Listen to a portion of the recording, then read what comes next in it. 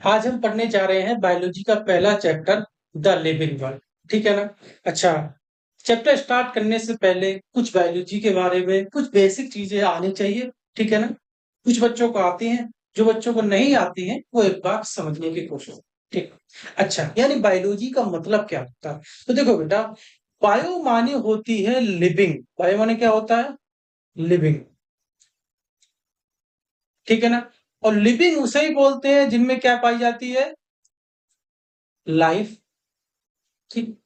और कहते हैं लॉजी माने होता है स्टडी। क्या होता है? लॉजी माने स्टडी हो जाता है। अगर किसी भी वर्ड के पीछे लॉजी लग जाए तो उसका मतलब होता है स्टडी। क्या मतलब होता है? स्टडी। जैसे ऑस्टियोलॉजी। ऑस्टियो माने होती है बोन, हड्डी।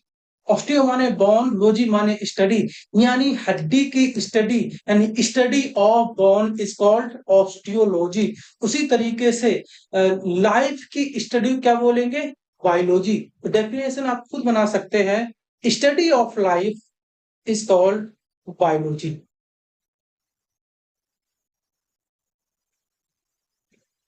Study of life on earth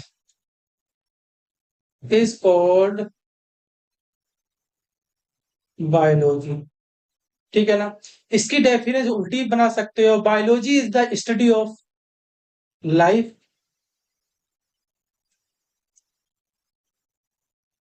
biology is the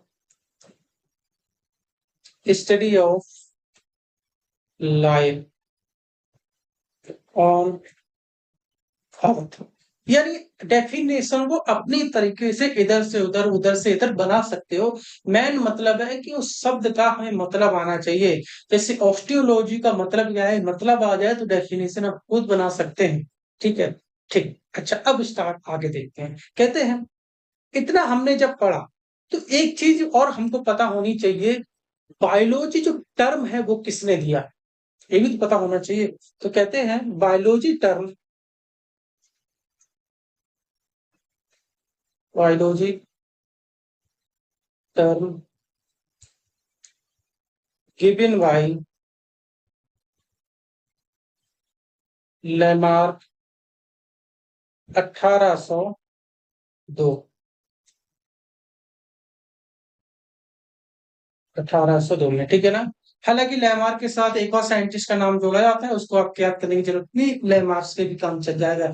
1802 में पहली बार लेमार्क ने बायोलॉजी टर्म दिया। साथ ही साथ हम ये भी देख लें कि बायोलॉजी के फादर कौन है। कहते हैं बायोलॉजी के जो फादर हैं वही जूलॉजी के फादर है। यूं कहो, जूलॉजी के जो फादर है वही बायोलॉजी के फादर है।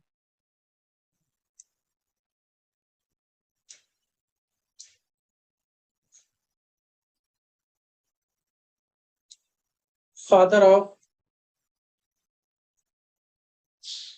बायोलॉजी एंड जूलॉजी, क्या नाम है? अरिस्टोटल। ठीक है। अच्छा, कुछ लोग बच्चे, बेटा एक चीज ध्यान रखना, आप कमेंट में जैसे कोई बात पूछा करे, जिन जिन बच्चों को पता हो जाया करे वो कमेंट में पहले ही लिख दिया करे। ठीक है ना।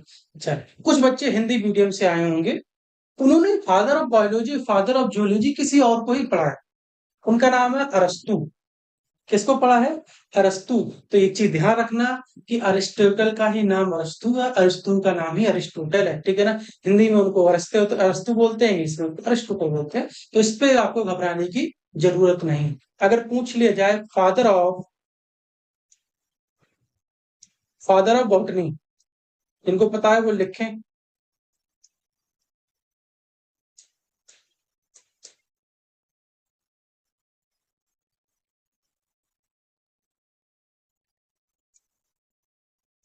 Theophrastus. Father of biology botany कौन है? थियोफ्रेस्टस। ठीक है ना। इतनी चीज तो हो गई। थोड़ा सा हम आगे बढ़ते हैं।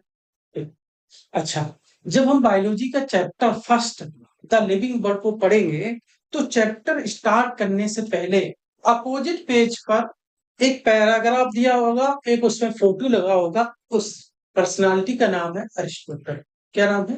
अरिस्टोटल। Sorry, Ernst Mayr. क्या नाम है? Ernest mayor.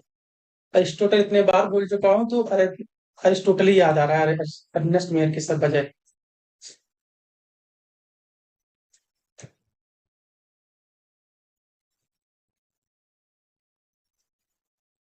Ernest mayor.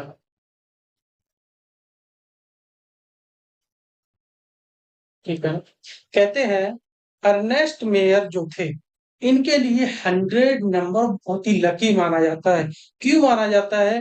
कहते हैं इनका जो जन्म हुआ था 1904 में हुआ था, और इनकी जो डेथ हुई थी 2004 में हुई थी। यानी ये 100 साल जीवित रहे। कितने साल जीवित रहे? 100 साल। और दूसरी चीज इनके बारे में कहा जाता है, जब से दुनिया बनी तब से आज तक लाखों साइंटिस्ट होंगे, या यूं है आज के समय में ही लाखों साइंटिस्ट होंगे।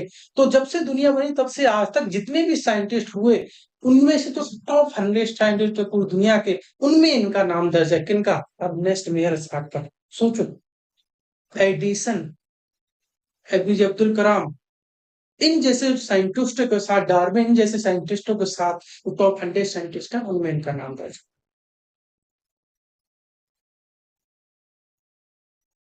He was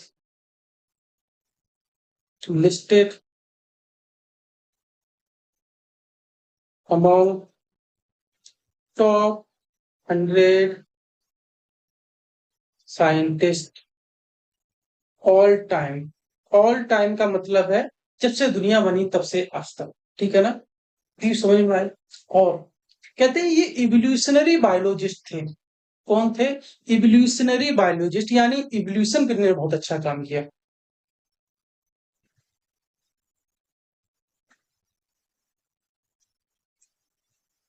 evolutionary biologist, evolutionary biologist थे।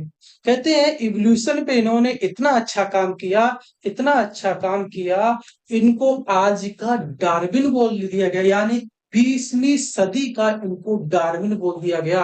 20वीं सदी का डार्विन क्यों बोला गया? क्योंकि फादर ऑफ इवोल्यूशन डार्विन साहब हैं। तो डार्विन साहब के बाद सबसे अच्छा किसी ने इवोल्यूशन पे काम किया, वो अर्नेस्ट मेयर ही थे। तो इनको एक टाइटल मिला, the Darwin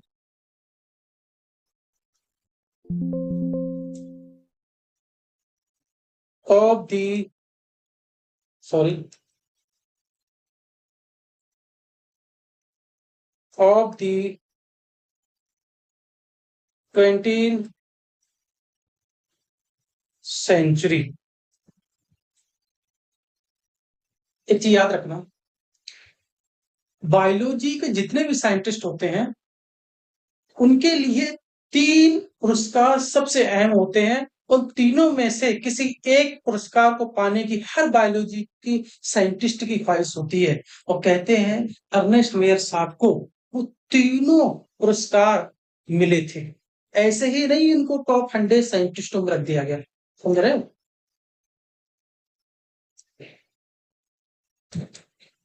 triple crown prize, इन तीनों प्राइजों को मिलाकर ट्रिपल क्राउन प्राइज कहते हैं। और तीनों के तीनों इनको मिले थे हमारे अर्नेस्ट मेयर को। पहला है वेगजेन प्राइज, दूसरा है इंटरनेशनल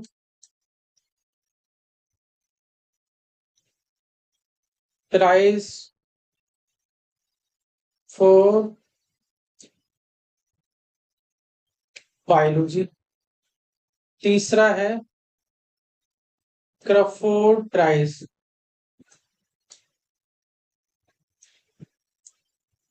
प्राइज, ठीक है ना? इन ट्रिपल क्राउन प्राइज तीनों के तीनों हमारे अर्नेस्ट मेयर साहब को मिले थे। अच्छा, एक चीज और याद रखना इनके बारे में।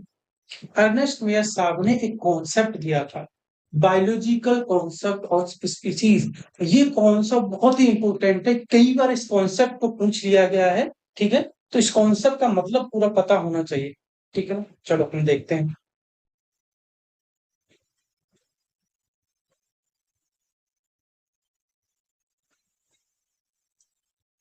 बायोलॉजिकल कॉन्सेप्ट ऑफ स्पीसीज, ठीक है ना, बायोलॉजिकल कॉन्सेप्ट ऑफ स्पीसीज। अगर कोई पूछ ले बायोलॉजिकल कॉन्सेप्ट ऑफ स्पीसीज किसने दिया था, तो मुझे लगता है आपको पता होना बहुत जरूरी है, बहुत ज्यादा। ठीक है ना, तो ये किसने दिया था हमारे, अर्नेस्ट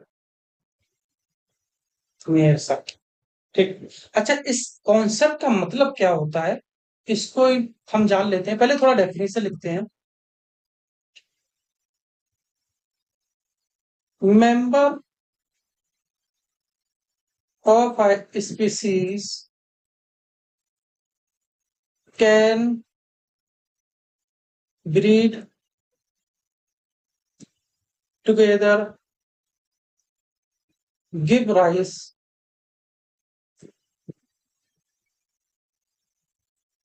to fertile offspring। ठीक है, इसका मतलब ये होता है, यानी सेम स्पीसीज के मेंबर आपस में जब ब्रीड करेंगे, उनके जो ऑफ स्प्रिंग होगा यानी जो बच्चा होगा वो फर्टाइल होगा। और जब डिफरेंट स्पीसीज के मेंबर आपस में ब्रीड करेंगे, तो उनके जो बच्चे होंगे वो स्ट्राइल होंगे। स्ट्राइल मतलब जिसके अंदर बच्चा पैदा करने की कैपेबिलिटी नहीं है, फर्टाइल मतलब जिसके अंदर बच्चा पैदा करने की कैपेबिलिटी। ठीक है ना, सर हमको समझ में नहीं आ रहा, एग्जाम्पल समझाइए। चलो एग्जाम्पल से समझा देते हैं।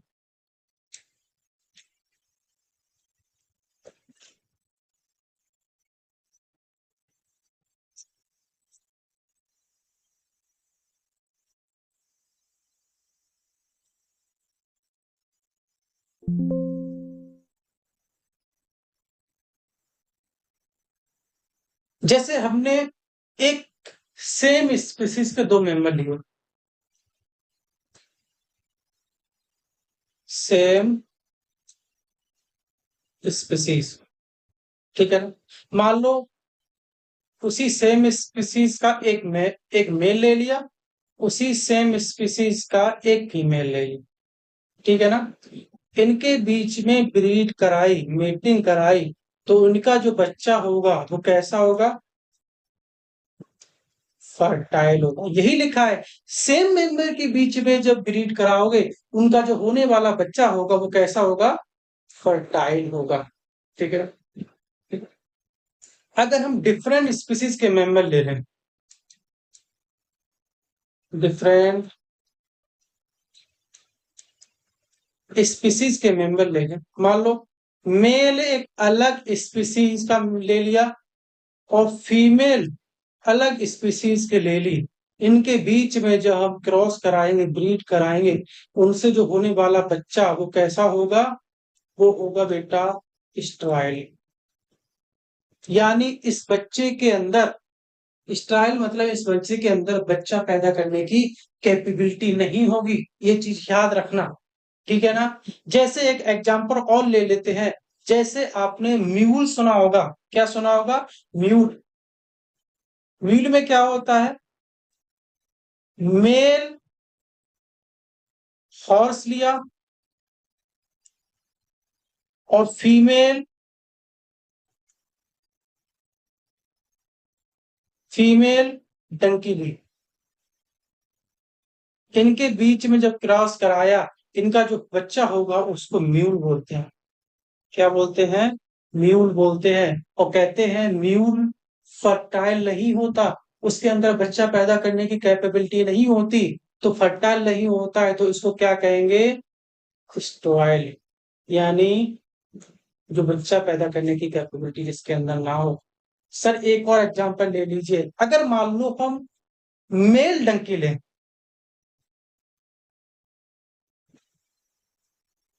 और फीमेल हॉर्स लें, इनके बीच में मेटे कराएंगे तो इस बच्चे का नाम होगा हिन्नी। जैसे मेल हॉर्स और फीमेल डंकी के बच्चे के नाम म्यूल है, उसी तरीके से मेल डंकी और फीमेल हॉर्स के बच्चे का नाम हिन्नी होता है। और कहते हैं हिन्नी ये भी बेटा कैसा होता है, स्ट्राइल होता है। यानी डिफरेंट स्पीसीज के मेंबर के बीच हम क्या कराएंगे, रिप्रोडक्शन कराएंगे तो स्ट्राइल होगा। एक और एग्जांपल लेते हैं, अगर हमने मान लो मेल लॉयन ले लिया और फीमेल टाइगर ले ली, ठीक है ना, इनका बच्चा जो होगा वो लाइगर होगा।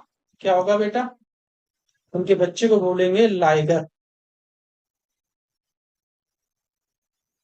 लाइगर। और लाइगर जो होता है ये भी कैसा होता है, स्ट्राइल होता है। यानी डिफरेंट स्पीसीज के मेंबर में जब ब्रीड कराएंगे तो उनके जो होने वाला बच्चा है वो स्ट्राइल होगा। अगर हमने फर्टाइल बच्चा चाहिए तो हमको क्या करना पड़ेगा, तो हमको लॉइन लॉइन लॉइन के साथ, लॉइन फीमेल लॉइन मेल के साथ मेटिंग करानी होगी तो बच्चा स्ट्राइल होगा। ठीक है ना। टाइगर, टाइगर और टाइगर के बीच में मेटिंग करानी होगी, सॉरी ये स्ट्राइल लिख दिया मैंने, सॉरी फर्टाइल, फर्टाइल होगा। ठीक है ना, ये भी कैसा होगा, फर्टाइल होगा। ठीक है ना। अगर हमने हॉर्स और हॉर्स मेल और फीमेल के बीच में मीटिंग कराई तो ये भी कैसा होगा, फर्टाइल होगा। ठीक है ना। मेल डंकी और फीमेल डंकी के साथ हमने मीटिंग कराई, ये भी कैसा होगा, फर्टाइल होगा। यानी सेम स्पीसीज के मेंबर में जब मीटिंग कराएंगे उनके होने वाले बच्चे फर्टाइल होंगे, और डिफरेंट स्पीसीज के मेंबर में मीटिंग कराएंगे तो उनके होने वाले बच्चे स्ट्राइल होंगे। तो मुझे लगता है अब आपने बहुत अच्छे से क्या समझ लिया, बायोलॉजिकल कॉन्सेप्ट ऑफ स्पीसीज को समझ लिया है। इससे ज्यादा हम नहीं समझा सकते और इससे ज्यादा समझाना ठीक भी नहीं। ठीक है ना, इससे ज्यादा हम नहीं समझा सकते। अब हम आगे बढ़ते हैं, अब हम जाके अपना बायोलॉजी का पहला चैप्टर द लिविंग वर्ल्ड को पढ़ने की कोशिश करेंगे।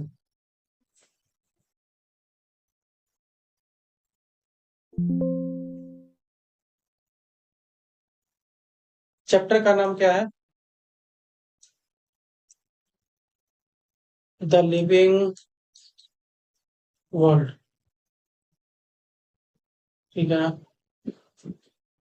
Living world. ठीक है, अब इसको हम समझते हैं। देखो बेटा,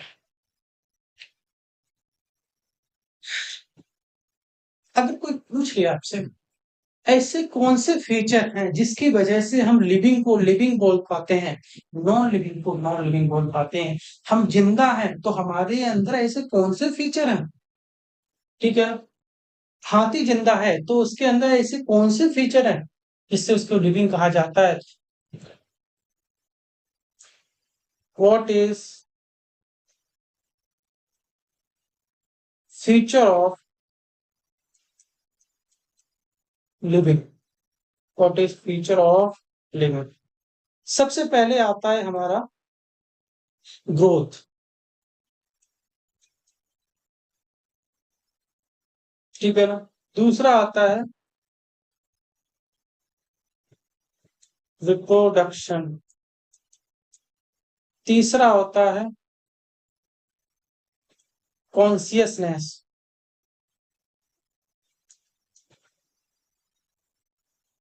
चौथा आता है मेटाबॉलिज्म। ठीक है ना। मेटाबॉलिक रिएक्शन ना बोल देना, मेटाबॉलिक रिएक्शन अलग होता है, हालांकि कुछ लोग सेम भी बोल देते हैं, चलो उस पर नहीं जाते हैं, कभी और दिन समझाएंगे। और इसके बाद आता है हमारा सेलुलर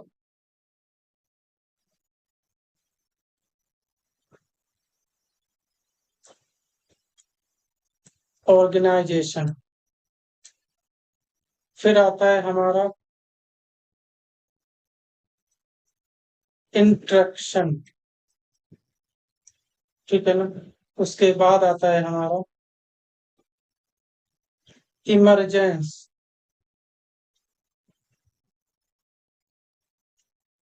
फिर आता है सातवां होता है सेल्फ रेप्लिकेशन। और उसके बाद आता है सेल्फ ऑर्गेनाइज। यानी इतने हमने growth, reproduction, consciousness, metabolism, cellular organisation, emergence, interaction, self replication, self organisation, इतने सारे हमारे लिविंग के फीचर हैं। जब 2 साल 3 साल पहले इन फीचर को डिटेल में पढ़ा जाता था, अब हमारे सिलेबस में यह हट गया है। तो कुछ बच्चे इसको, सॉरी, कुछ टीचर आज भी इनको पढ़ाते हैं, लेकिन मुझे लगता है पढ़ाना सबसे बड़ी बेवकूफी होगी कि उसमें कम से कम ये एक लेक्चर के बराबर ये सारे पढ़े जाएंगे, और मतलब भी नहीं है। जब सिलेबस में ही नहीं है तो यहाँ से क्वेश्चन भी नहीं पूछे जाएंगे। ठीक है, लेकिन कुछ लोगों को लगता है पढ़ा देना चाहिए, इसमें थोड़ा सा हंसी मजाक हो जाएगा क्योंकि थोड़े से इंटरेस्टिंग टॉपिक है। क्योंकि तुमको इंटरेस्टिंग पढ़ने से मतलब नहीं है, तुम्हें जो तुम्हारी लाइफ के लिए बेहतर है, तुम्हारे एग्जाम के लिए बेहतर है, वो जरूरी है। तो वो तुमको टाइम खराब नहीं करना है। ठीक है, चलो हम आगे बढ़ते हैं। अब हम क्या पढ़ेंगे? अब हमारा आएगा diversity in the living world.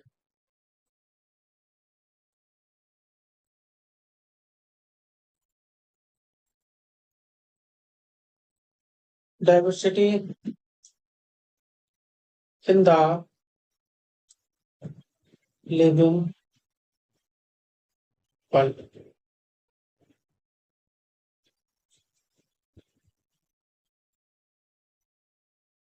अच्छा, डाइवर्सिटी का मतलब क्या हो? सबसे बड़ी बात यह है कि दुनिया में 206 देश हैं, कम ज्यादा होते रहते हैं। कहते हैं 206 देशों में एक इंडिया ऐसा देश है जिसमें सबसे ज्यादा डाइवर्सिटी पाई जाती है। यहाँ अलग अलग लैंग्वेज, अलग अलग रिलीजियस, अलग अलग कल्चर। ठीक है ना? हर 200 किलोमीटर के बाद अलग कल्चर, अलग लैंग्वेज, अलग लोग की थिंकिंग आने लगती है। ठीक है ना? लेकिन हम बायोलॉजी पढ़ रहे हैं तो हम पढ़ेंगे बायोडाइवर्सिटी। क्या पढ़ेंगे बच्चा? बायोडाइवर्सिटी। चलो हम बायोडाइवर्सिटी को पढ़ना स्टार्ट करते हैं। देखो, there are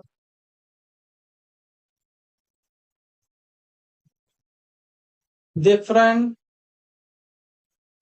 types of organism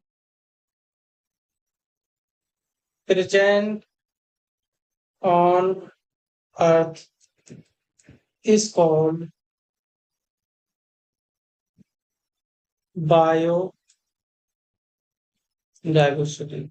जैसे बायोडाइवर्सिटी मतलब अलग अलग प्रकार के एनिमल, अलग अलग प्रकार के एक्चुअल स्पीसीज, इन्हीं को कहेंगे बायोडाइवर्सिटी। जैसे हमारे पास डॉग हो गए, ठीक है ना, हमारे पास कैट हो गई,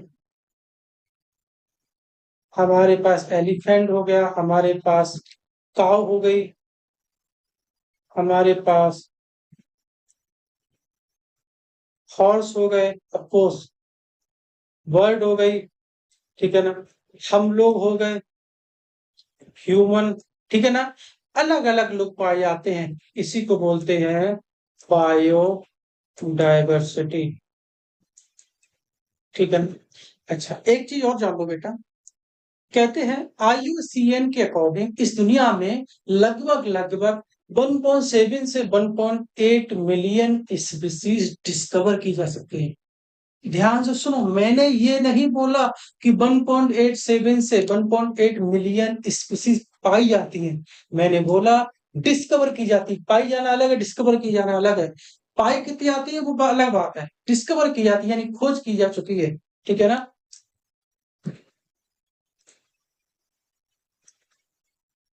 अकॉर्डिंग टू IUCN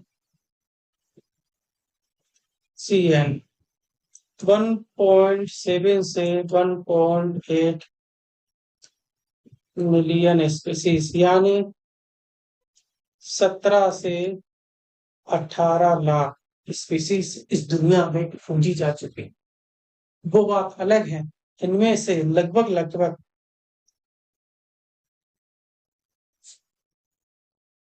1.2 से 1.4 3 मिलियन स्पीसीज प्लांट की हैं, सॉरी एनिमल के।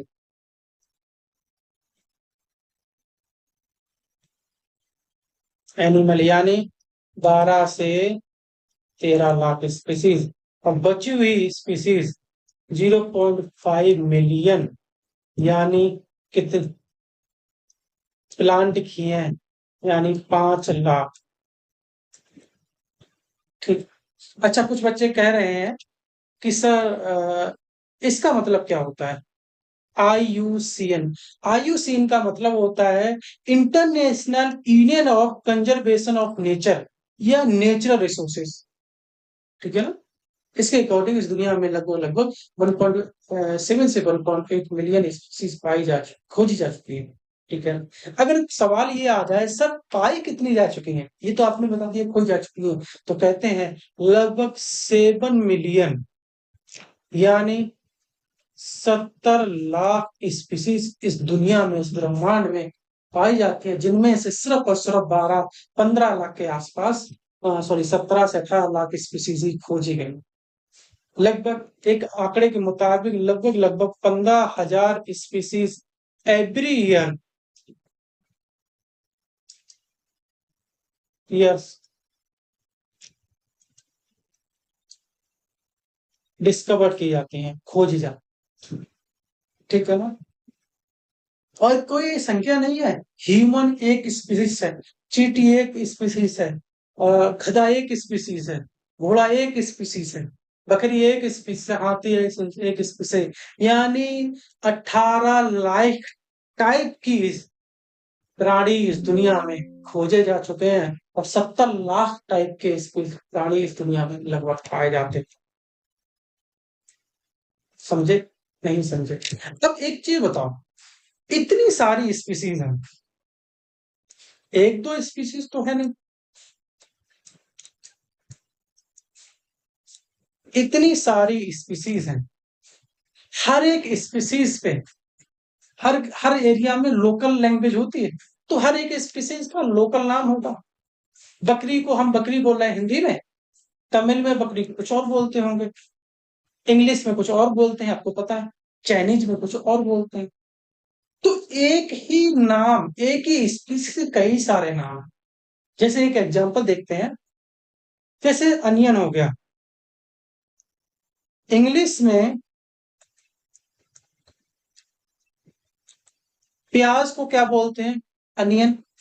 अगर हिंदी की बात करें, हिंदी में क्या बोलते हैं? प्याज। स्पीसीज एक ही है, लेकिन इसके नाम दो अलग हो गए, और एरिया वाइज इसके नाम चेंज होते रहते हैं। जैसे हमारे मुंबई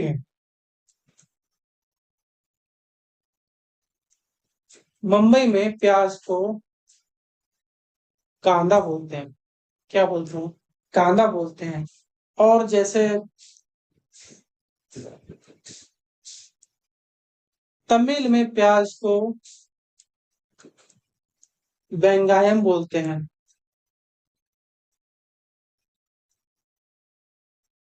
मलयालम में प्याज को उल्ली बोलते हैं। और भी देख, कन्नड़ में इरुल्ली बोलते हैं प्याज को। तो अलग अलग जगह पे एक ही स्पीसीज के अलग अलग नाम है। कहते हैं इस दुनिया में लगभग लगभग 7,000 लैंग्वेज पाई जाती हैं। कितनी लैंग्वेज? 7,000 लैंग्वेज। और जिसमें से 150 से 200 लैंग्वेज ऐसी हैं जो मेजरली बोली जाती, वो अच्छी तरीके से।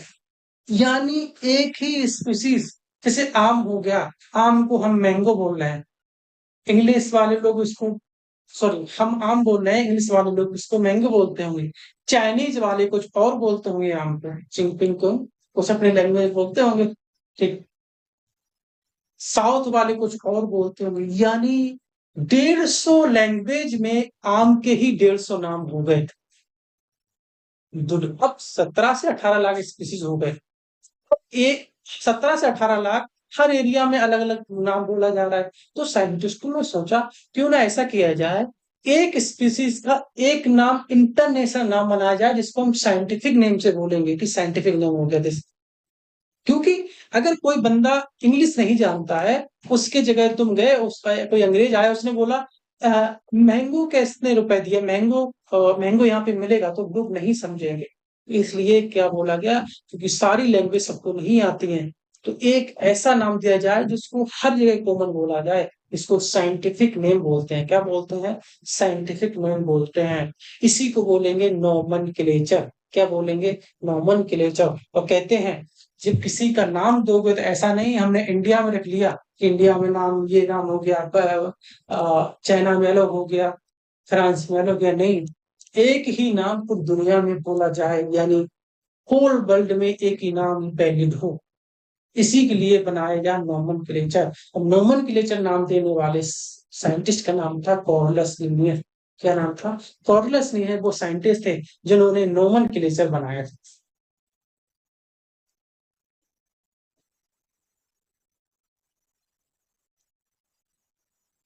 नोमेनक्लेचर, नोमेनक्लेचर देने वाले का नाम क्या था? कॉर्नलियस लिनियस। कॉर्नलियस लिनियस, ठीक है ना? इन साइंटिस्ट का नाम याद रखना। कई जैसे आगे हम पढ़ेंगे टैक्सोन, कई जगह इनके साइंटिस्ट थे। इस कॉर्नलियस लिनियर नाम के साइंटिस्ट का नाम जिक्र दिया गया है। हमारे सेकंड नाम बायोलॉजिकल क्लासिफिकेशन में भी कॉर्नलियस लिनियस काफी महत्व पढ़ा गया है, ठीक है ना? ये नाम बहुत रख लेना, बहुत इंपोर्टेंट नाम है।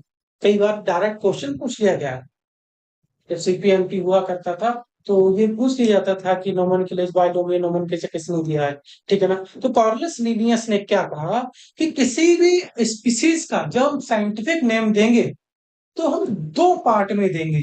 इसमें देंगे, दो पार्ट में देंगे। इसी को बोला जा गया बाइनोमियल नोमेनक्लेचर। क्या बोला गया? बाई माने दो, नोमन माने नेमिंग, यानी बाइनोमियल नोमेनक्लेचर।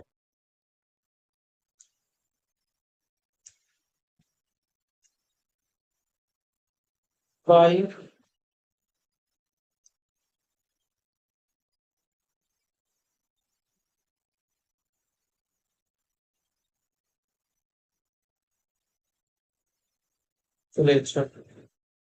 ठीक है ना? Binomial nomenclature. बाई माने होता है दो, बाई माने क्या होता है? दो, ठीक है ना? और नेमिंग, नोमियल माने होता है नेमिंग। क्या होता है? नेमिंग, यानी दो पार्ट में किसी भी साइंटिफिक नेम को दिया जाएगा। ये किसने वह कहा? कॉर्नलियस लिनियस ने ऐसा कहा। जैसे किसी का नाम है अमित राजपूत, तो अमित क्या हो गया? उसका नाम हो गया, राजपूत उसका सर नेम हो गया। इसी तरीके से जैसे आपको एक बायोलॉजी साइंटिफिक नेम पता होगा, मैंगी फेरा इंडिका। मैंगी फेरा इंडिका किसका नाम है? मैंगो का। तो मैंगी फेरा एंड इंडिका, तो दो नाम अलग अलग नाम से मिलके मैंगी फेरा इंडिका बना, ठीक है ना? तो उन्होंने क्या बोला? मैंगी फेरा इंडिका। तो कहते हैं बाइनोमियल नोमेनक्लेचर के लिए कुछ रूल बनाए गए।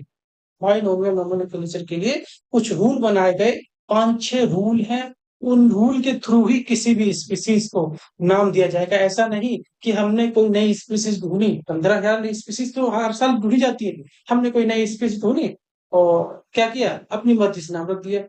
नहीं, ऐसा नहीं है, उसके लिए कुछ रूल बनाए गए, ठीक है ना? तो वो रूल कौन कौन से हैं उनको हम पढ़ने की कोशिश करेंगे। तो हेडिंग डालो, rule of binomial nomenclature.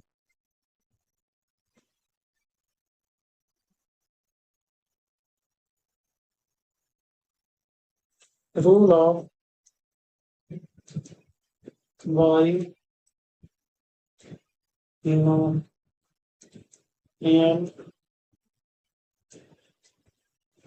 Nomenclature,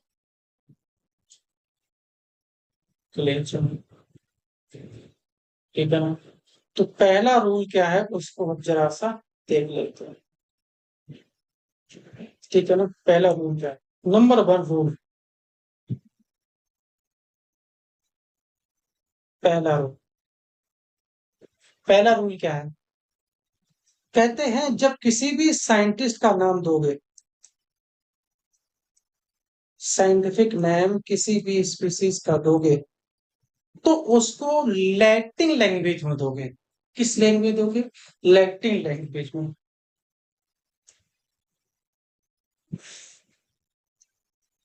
Latin origin. ठीक है। अच्छा, लैटिन ओरिजिन में क्यों दोगे? ये भी सवाल अपने आप में बनता है। तो लैटिन लैंग्वेज में इसलिए जाता है कि लैटिन लैंग्वेज ऐसी लैंग्वेज है, लैटिन लैंग्वेज ऐसी लैंग्वेज है जिसमें ना तो कोई वर्ड निकाला जा सकता है, ना तो कोई वर्ड ऐड किया जा सकता है। क्योंकि नॉर्मली हम कोई भी लैंग्वेज बोलते हैं, इंग्लिश हो, हिंदी हो, संस्कृत हो, ठीक है ना, कोई भी लैंग्वेज हो, मराठी हो, पंजाबी हो, कोई सी लैंग्वेज हो, हर लैंग्वेज में हर 10-20 साल में कुछ वर्ड यूज हो, ऐड होते हैं और कुछ वर्ड निकलते जाते हैं। ठीक है ना। जो आज से बड़े बूढ़े लोग हैं, किसी आप लैंग्वेज देख लो, आप जिस लैंग्वेज में, मान लो आप पंजाब में रह रहे हैं, मान लो आप हिंदी बेल्ट में भी रह रहे हैं, तो हिंदी में जो पुराने बुजुर्ग होंगे वो बहुत ज्यादा खतरनाक हिंदी बोलते होंगे, और जो नए बच्चे होंगे उतनी खतरनाक हिंदी नहीं बोलते होंगे, उनके अंदर कुछ वर्ड नए ऐड होते चले जाते हैं। ऐसे ही 10-20 साल में नहीं बल्कि 1000 साल बाद हर लैंग्वेज चेंज हो जाती है। ठीक है ना। हिंदी ये बोलते रहे अचानक से 10,000 साल बाद ऐसा टाइम आएगा कि उस हिंदी पूरी भाषा ही चेंज हो जाएगी। ठीक है ना। तो इसलिए लैटिन लैंग्वेज में दिया गया कि लैटिन लैंग्वेज डेड लैंग्वेज है। और डेड लैंग्वेज उससे कहते हैं जिसके अंदर ना तो कोई वर्ड ऐड किया जा सकता है, ना कोई वर्ड निकाला जा सकता है। तो अगर कोई किसी भी स्पीसीज का नाम इंडिका रखा, मैंगी फेरा रखा, तो 1000 साल या 10,000 साल बाद भी उसका मतलब मैंगी फेरा ही होगा। ठीक है ना। अगर मान लो किसी को हमने केला बोल दिया, हो सकता है 10,000 साल बाद उसे केले को भी हम आम बोलने लगे। ऐसा मुमकिन है बेटा। ठीक है। कुछ भी हो सकता है। ठीक है ना। तो लैटिन लैंग्वेज में क्यों, लैटिन ओरिजिन में क्यों रखा गया साइंटिफिक नेम को? क्योंकि दस क्योंकि इसको चेंज नहीं किया जा सके।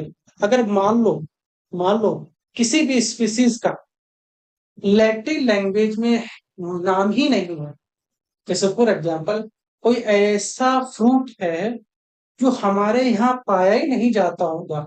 अगर पाया नहीं जाता होगा इसका मतलब उसका नाम भी हम नहीं जानते होंगे। नाम जानने का मतलब अब हिंदी में तो बोलते हैं। अगर कोई स्पीसीज हमारे यहाँ नहीं है तो इसका मतलब उसमें हिंदी में नाम भी नहीं होगा। तो हिंदी में नाम नहीं होगा तो उसका नाम कैसे रखेंगे? उसी तरीके से अगर कोई लैटिन लैंग्वेज में कोई स्पीसीज होगी नहीं वहां पर, तो उस स्पीसीज का लैटिन लैंग्वेज में नाम भी नहीं होगा। और लैटिन लैंग्वेज में नाम नहीं होगा तो क्या कहते हैं कि उस स्पीसीज को लैटिनाइज करो। क्या करो? लैटिनाइज करो। जैसे मैंगी फेरा इंडिका, इंडिका इंडियन वर्ड है, तो उसको लैटिनाइज इंडिका किया गया क्योंकि दुनिया में सबसे ज्यादा आम इंडिया पाया जाता है। ठीक है ना। तो या तो उसको लैटिनाइज ऑरिजिन लिखेंगे, पहला रूल ये है, या तो उसको क्या लिखेंगे, लैटिन लैंग्वेज में नहीं हो तो उसको लैटिनाइज करेंगे।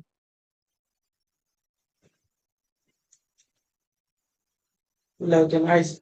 और कहते हैं लैटिनाइज लिखने का सबसे अच्छा तरीका होता है कि इटैलिक्स में लिखो। इटैलिक्स वर्ड होते हैं तिरछे, शॉर्ट में कहीं देखा होगा किताब में कुछ वर्ड तिरछे लिखे होंगे, तो उसको इटैलिक्स, उसको इटैलिक्स वर्ड बोलते हैं। तो लैटिन लैंग्वेज को इटैलिक्स से रिप्रेजेंट किया जाता है। किससे रिप्रेजेंट किया जाता है? इटैलिक्स। इस तरीके से लिखा है। ठीक है। चलो हम आगे चलते हैं। अब rule number second, rule number second क्या है उसको भी हम देखते हैं। रूल नंबर सेकेंड क्या है? कहते हैं कोई भी स्पीसीज होगा, ठीक है ना, मैंने पहले ही बताया था कि बायोलॉजिकल नेम यानी साइंटिफिक नेम लिखा जाएगा, दो पार्ट में लिखा जाएगा। कहते हैं जो फर्स्ट पार्ट होगा वो जीनस होगा, और जो सेकंड पार्ट होगा इसको स्पेसिफिक एपिथेट या उसी को स्पीसीज बोल देते हैं। तो हम थोड़ा लिखते हैं।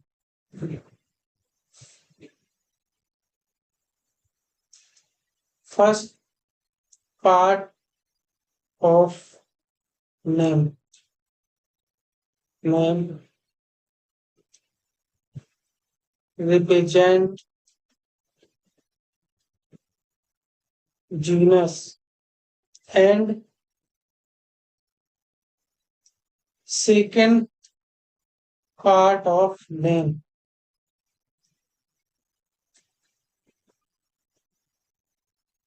Represent specific epithet. क्या बोलेंगे? Specific epithet. ठीक है ना? जैसे हमने एक एग्जांपल लेके समझेंगे तब ज्यादा अच्छा रहेगा। हमने एग्जांपल लिखा,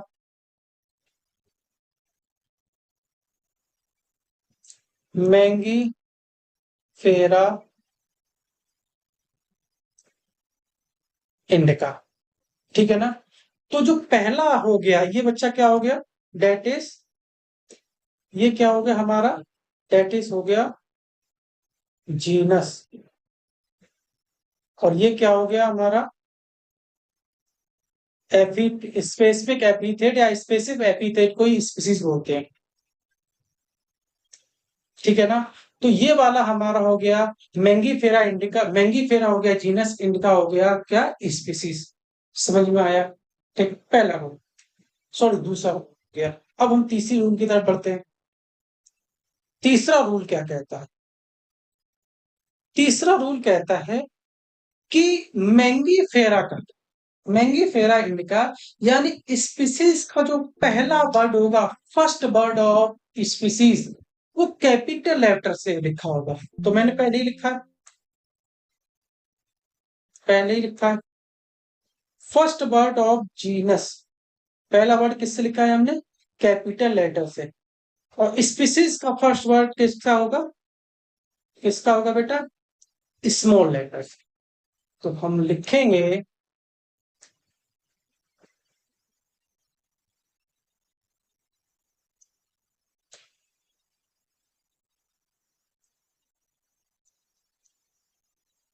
first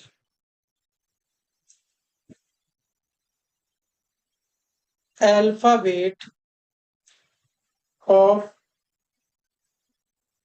genus start with capital letter and first alphabet of species start with small letter. ठीक है ना? ये तीसरा रूल हो गया। अब चौथा रूल क्या कहता है? छह रूल है, और छह रूल के बाद इतना ही आज पढ़ेंगे, बाकी हम फिर कल देखेंगे। ठीक है? Rule number 4। रूल नंबर 4 क्या कहता है बेटा? ठीक है, रूल नंबर 4 क्या कहता है? अगर मान लो हमने किसी भी साइंटिफिक नेम को कैपिटल लेटर से लिखा है, मैं हट भी जाता हूं ताकि बच्चे देख भी ना, किसी भी साइंटिफिक नेम को जब हाथ से लिखा जाता है, हैंड रिटन लिखा जाता है, तो कहते हैं जीनस और स्पीसीज दोनों में सेपरेटली अंडरलाइन करना चाहिए। तो ये जो हमने लिखा है हैंड से लिखा है, तो इनके बीच में सेपरेटली क्या होगी? अंडरलाइन होगी। कुछ बच्चे पूरी लाइन सीधा कर देते हैं, तो ये क्या हो गया बेटा? ये गलत हो गया। क्या हो गया? ये गलत हो गया, क्योंकि दोनों में सेपरेटली अंडरलाइन होगी। इसकी अंडरलाइन अलग होगी और इसकी अंडरलाइन अलग होगी। ठीक है ना? सेपरेटली अंडरलाइन होना चाहिए। और अगर इसको हाथ से नहीं लिखा है, किससे लिखा है? प्रिंटिंग से लिखा है, किताब में प्रैक्टिस से लिखा होगा, तो प्रिंटिंग से जब लिखेंगे तो इटैलिक से लिखेंगे। थोड़ी देर पहले पहला रूल पढ़ा तो बताया था लैटिन लैंग्वेज को लिखा जाता है तो इटैलिक्स में लिखा जाता है। तो इसको अगर प्रिंट से लिखेंगे, इटैलिक्स में लिखेंगे, तो दुनिया में कहीं पर भी बायोलॉजिकल नेम लिखा होगा, बायोलॉजिकल नेम या बोलो साइंटिफिक नेम लिखा होगा, तो तिरछा लिखा होगा, इटैलिक्स में लिखा होगा। एमपी अपनी एनसीईआरटी उठाना, जितने भी वहां पे साइंटिफिक नेम लिखे होंगे वो कैसे लिखे होंगे? तिरछे लिखे होंगे। तो क्यों लिखे होंगे? क्योंकि ये 4 रूल है। क्या रूल है? 4।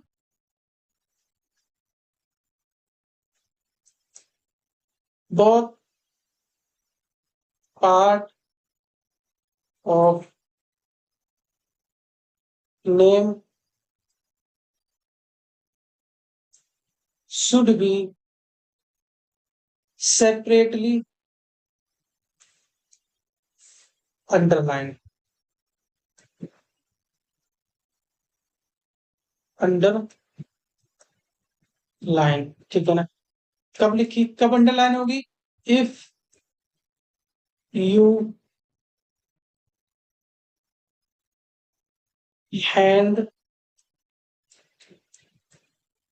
रिटन, जब हाथ से लिखेंगे तब इसको सेपरेटली अंडरलाइन करेंगे।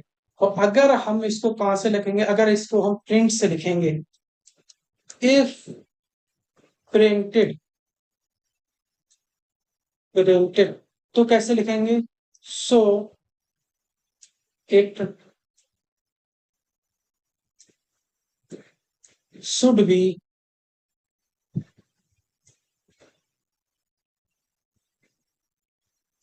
शुड बी, हाँ सही लिख रहा है, शुड बी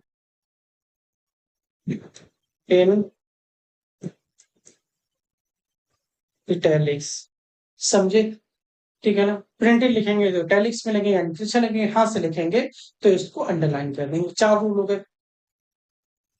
पांचवा और छठा 2 रूल और पढ़ दो, फिर हमारी क्लास खत्म होती है। ठीक है ना। और इसका एक और लेक्चर होगा, खत्म। ठीक है ना। एक ही लेक्चर में कर सकते थे, लेकिन ठीक नहीं है, थोड़ा थोड़ा पढ़ो। ठीक है। अच्छा, पांचवा रूल क्या कहता है?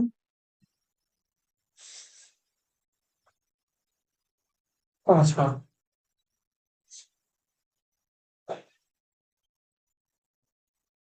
लिख लिया हम पूरा। महंगी फेरा इंडिका। अभी कंप्लीट नेम नहीं हुआ, कंप्लीट कब होगा? इसके नीचे सेपरेटली अंडरलाइन। अभी कंप्लीट नहीं हुआ, क्यों नहीं हुआ? तो पांचवा हमारा रूल कहता है कि जब कोई भी स्पीसीज का साइंटिफिक नाम रखा जाएगा, तो उस स्पीसीज को जिसने भी डिस्कवर किया होगा, यानी उस जिसने भी उस स्पीसीज का साइंटिफिक नाम रखा होगा, उस साइंटिफिक नाम के पीछे ऑब्रिविएट यानी शॉर्ट में उस साइंटिस्ट का नाम आना जरूरी है। मैंगी फेरा इंडिका जो नाम है ये दिया था कॉर्नलियस लिनियस ने, उनके नाम के पीछे क्या आएगा? लेन, यानी शॉर्ट में लीनियस लेन, एब्रिविएट फॉर्म में। और जो लीनियस नेम है बेटा, ये कभी भी आपको शॉर्ट फॉर्म यानी इटैलिक्स में नहीं मिलेगा। इटैलिक्स में लिखने का यानी लैटिन लैंग्वेज में लिखने का मतलब ही यही था कि कहीं ना कहीं नाम का मतलब ना चेंज हो जाए लैंग्वेज की वजह से। अब नाम तो चेंज नहीं हो सकता ना किसी कभी भी। 1000 10,000 साल पहले श्री राम का जो नाम श्री राम था, आज भी श्री राम नाम है। 10 हजारों साल पहले जो महापुरुष हुआ करते थे, उनके नाम 10,000 साल पहले थे, वो आज भी नाम मतलब रोज हैं। नाम में तो कोई मतलब नहीं हो सकता। अगर किसी का नाम प्रशांत राजपूत है, तो ऐसा नहीं है कि 60 साल की हो गई तो उसका नाम प्रशांत राजपूत है, आलोक राजपूत है, नहीं हो सकता ना। नाम वही रहता है। ठीक है ना। तो जो शॉर्ट फॉर्म में जो नाम लिखेंगे, वो ना तो लैटिन में लिखेंगे, ना इटैलिक्स में लिखेंगे, ना उसके अंडरलाइन। ये पांचों रूल इसके अंदर, चारों रूल इसके अंदर नहीं लिखेंगे। तो पांचवा रूल क्या है हमारा? Name of author, name of author in abbreviate form, abbreviate form, form, ठीक है ना, abbreviate form. Author name non italics, ठीक है ना। यानी नॉन इटैलिक्स मतलब सो नॉन